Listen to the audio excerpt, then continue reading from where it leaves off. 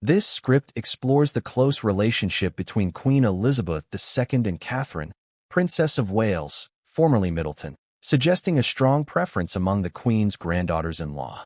The narrative interweaves anecdotes illustrating their bond with analyses of royal protocol and the Queen's strategic mentorship of Catherine. Part 1. A developing relationship and royal mentorship. The script begins by describing the frequent meetings between Queen Elizabeth II and Catherine after the latter's marriage to Prince William. These meetings, initially informal afternoon teas, evolved into more formal sessions where the Queen provided Catherine with intensive training for her future role as Queen Consort. This mentorship is presented as a strategic move by the Queen, recognizing Catherine's potential and the importance of preparing her for the significant responsibilities ahead. The script highlights the Queen's businesslike approach to these training sessions, contrasting it with the more informal and affectionate nature of their afternoon teas. The narrative emphasizes the Queen's foresight and her investment in Catherine's development as a future leader within the monarchy. Part 2. Shared interests and style influences. The script then highlights shared interests and mutual admiration between the Queen and Catherine. The Queen's fondness for Catherine's children, particularly Prince George, is emphasized, with the anecdote of George calling the Queen Gon, illustrating their affectionate relationship. The script also notes Catherine's subtle adoption of the Queen's style, particularly her preference for bright colors in public appearances and her occasional borrowing of the Queen's jewelry.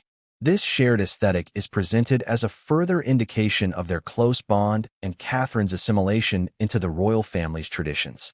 The narrative subtly suggests a conscious emulation of the Queen's style by Catherine, signifying a respectful integration into the royal family's established norms and practices. Part 3. The Queen's approval and the future of the monarchy. The script quotes royal biographer Andrew Morton, emphasizing Queen Elizabeth's strong approval of William and Catherine's relationship. Morton's assertion that the Queen was impressed by Catherine's genuine affection for William, rather than his title, is highlighted as a key factor in the Queen's support. The Queen's excitement at William and Catherine's wedding is also emphasized, portraying her as deeply invested in their future and their role in securing the monarchy's stability. The narrative positions the Queen's approval as a significant factor in the couple's success and their acceptance within the royal family. The Queen's perceived preference for William and Catherine is presented as a strategic choice, reflecting her belief in their suitability to lead the monarchy into the future. Part 4. Developing closeness and nicknames. The script further illustrates the Queen and Catherine's close relationship through anecdotes emphasizing their shared time and affection. Their joint appearance at the Diamond Jubilee Tour and subsequent informal moments, such as sharing a blanket in a car, are presented as evidence of their strong bond. The revelation that Catherine reportedly called the Queen Mama adds a personal touch, highlighting the intimacy of their relationship. The script also notes Catherine's frequent consultations with the Queen on matters of royal protocol and speech preparation, further emphasizing the Queen's mentorship and Catherine's reliance on her guidance. The narrative uses these anecdotes to paint a picture of a close and supportive relationship, beyond the formal duties and expectations associated with their royal roles. Part 5. Disagreements and royal protocol. Despite their close bond, the script acknowledges instances of disagreement between the Queen and Catherine. The Queen's disapproval of William and Catherine's use of a helicopter for family travel is highlighted, emphasizing the Queen's concern for safety and adherence to royal protocol. The script presents this disagreement as a testament to the Queen's unwavering commitment to safety and tradition, even when dealing with her closest family members.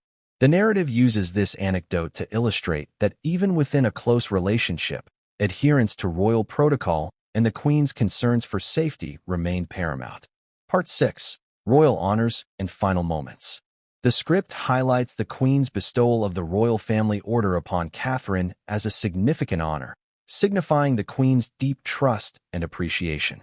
This rare honor is presented as a clear indication of the Queen's high regard for Catherine and her contributions to the royal family. The script also notes Catherine's absence from Balmoral Castle during the Queen's final days, attributing this to her desire to remain with her children at the start of their new school year. This decision, while seemingly mundane, is presented as a relatable and humanizing aspect of Catherine's character, contrasting with the more formal and duty-bound aspects of her royal role. The script concludes by emphasizing the profound bond between Queen Elizabeth II and Catherine, Princess of Wales, highlighting the Queen's strategic mentorship, their shared affection, and the enduring legacy of their relationship.